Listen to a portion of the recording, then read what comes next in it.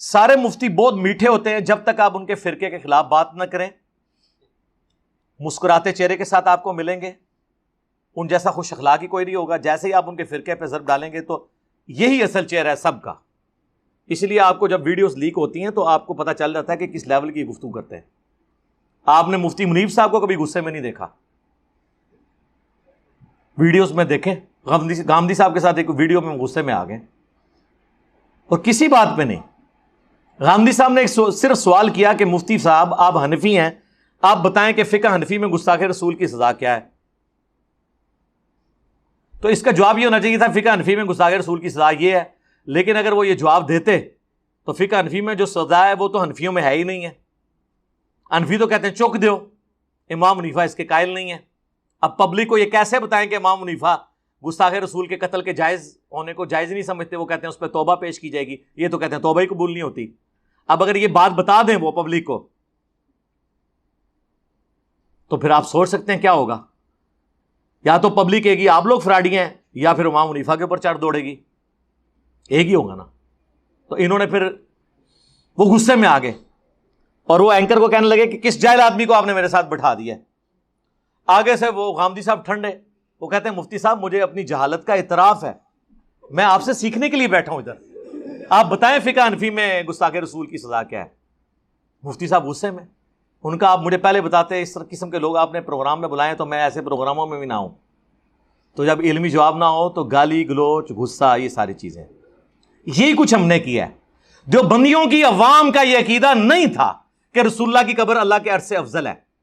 دیوبندیوں کی عوام کا یہ عقیدہ نہیں تھا کہ ہم بزرگوں کی قبروں اور سینوں سے جائز طریقے سے فیض نچوڑنے کے قائل ہیں۔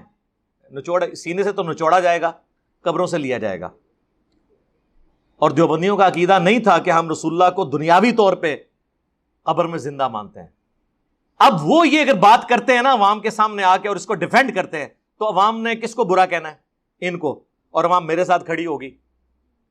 علماء بھی ان کو برا کہیں گے کہ یار یہ عقیدہ تو تھا لیکن ضروری تو نہیں تھا کہ بیان ہوتا، ہم نے تو پردہ ڈال کے یہ بریلویوں کے کھاتے میں باتیں ڈالی ہوئی ہیں، تم نے یہ اس کو اپنے میں کھاتے میں کر کے بدنامی کما لی ہے۔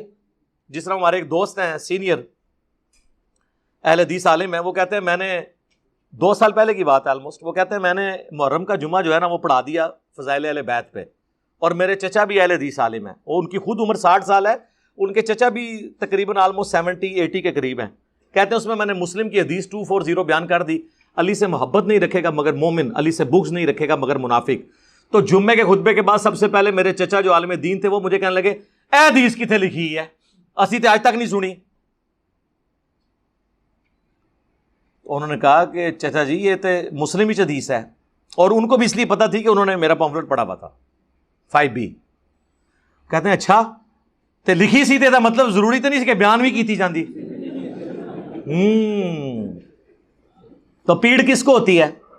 کہتے ہیں ہم انکاری نہیں ہیں، ہم تو کبھی کہا ہے، میں نے کبھی کہا ہے کہ اہل حدیث بریلوی یا دیوبندی اہل بیت کی شانوں کے انکاری ہیں، اقراری نہیں ہے۔ اقراری ہو جائیں، بیان کریں، علی سے محبت نہیں رکھے گا مگر مومن، علی سے بغض نہیں رکھے گا مگر منافق، جس نے علی کو گالی دی اس نے رسول اللہ کو گالی دی، کرو بیان، پھر بھگتو، یہ حدیث سے بیان کرو نا۔